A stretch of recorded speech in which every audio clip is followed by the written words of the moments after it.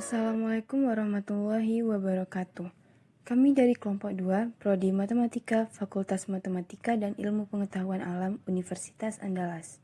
Video ini dibuat untuk memenuhi tugas proyek akhir persamaan diferensial biasa dengan materi farmakokinetik dosis antimikroba. Apa itu farmakokinetik? Farmakokinetik adalah proses mulai dari masuknya obat ke dalam tubuh sampai dikeluarkan kembali.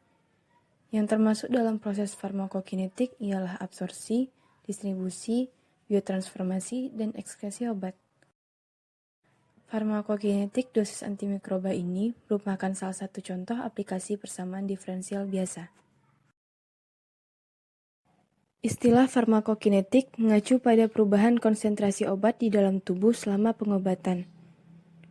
Di bawah ini merupakan contoh grafik konsentrasi serum dalam mikrogram per mililiter dari obat antimikroba Panobakumab pada pasien selama 3 infus berturut-turut. Model matematika secara rutin digunakan untuk menentukan dosis obat dan waktu antara infus yang diperlukan untuk mencapai tingkat serum puncak yang diinginkan. Model yang umum adalah model pencampuran 2 kompartemen. Satu kompartemen adalah serum darah, dan yang lainnya adalah sisa tubuh. Obat diinfuskan langsung ke dalam serum dan dimetabolisme dari sana. Ini juga mengalir bolak-balik antara serum dan bagian tubuh lainnya, seperti pada gambar di samping. Dari gambar serum dan organ ini diperoleh persamaan diferensial biasa seperti berikut. Dalam persamaan tersebut, dx1 per dt menyatakan perubahan konsentrasi obat pada serum. K21 per V2 merupakan laju aliran obat yang masuk dari tubuh ke serum. K12 per V1 yaitu laju aliran obat yang keluar dari serum ke tubuh. K10 per V2 yaitu laju aliran obat yang keluar dari serum keluar tubuh. dx2 per dt menyatakan perubahan konsentrasi obat pada tubuh. K12 per V1 merupakan laju aliran obat yang masuk dari serum ke tubuh. Dan K12 per V1 yaitu laju aliran obat yang keluar dari tubuh ke serum. Jadi, dapat diasumsikan obat mengalir bolak-balik antara serum dan bagian tubuh lainnya. Misalkan K10 per V1 sama dengan 2, K12 per V1 sama dengan 1, dan K21 per V2 sama dengan 2. Maka, apa solusi umum untuk persamaan 1? Dari persamaan sebelumnya, maka diperoleh sistem persamaan diferensialnya yaitu dx1 per dt sama dengan 2x2 dikurang x1 dikurang 2x1. dx2 per dt sama dengan x1 dikurang 2x2. Kemudian diubah dalam bentuk matriks sebagai berikut. Untuk mencari nilai eigen, dimisalkan A sama dengan min 3, 2, 1, min 2. Dengan menggunakan rumus determinan dari A dikurang lambda I sama dengan 0, lalu diperoleh nilai eigennya lambda 1 sama dengan min 1 dan lambda 2 sama dengan min 4. Untuk lambda 1 sama dengan min 1 didapatkan vektor eigennya V1, 1, 1. Dan untuk lambda 2 sama dengan min 4 diperoleh vektor eigennya V2, min 2, 1. Sehingga diperoleh solusi umum xt sama dengan C1 E pangkat lambda 1T V1 ditambah C2 E pangkat lambda 2T V2 sama dengan C1 E pangkat min T 11 tambah C2 E pangkat min 4T min 21. Dari solusi umum sebelumnya, kita dapat mengubah solusi umum ke dalam bentuk psi T dikali C, di mana psi T sama dengan matriks V1 V2 dikali matriks E lambda 1 0, 0 E lambda 2, seperti cara berikut.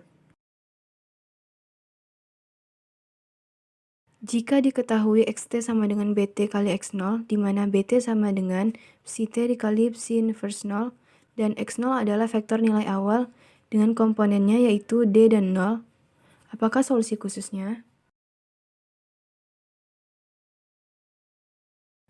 Dari pembahasan sebelumnya, diperoleh nilai psi t sama dengan matriks 1 min 2 1 1 dikali matriks E pangkat min T 0 0 E pangkat min 4T.